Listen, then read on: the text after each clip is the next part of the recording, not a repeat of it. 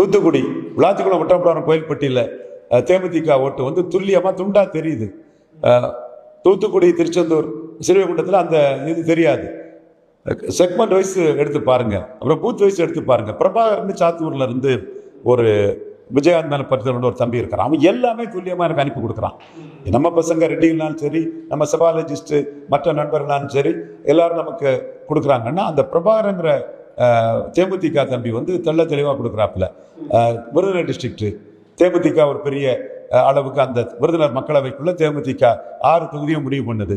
தேனி மக்களவைக்குள்ள தேமுதிக பெருசா இல்லைனாலும் ஒரு 6-7 விழுக்காடு வாக்கு இருக்கு. ஓபிஎஸ் வந்து திமுக கூட்டணிக்கு வராருன்னா தேமுதிக வந்த பிறகு அது திமுக இன்க்ளூசிவ் தேமுதிக அணியை எதிர்த்து போரிடுறது கஷ்டம்னு ஓபிஎஸ்க்கும் தெரியும்.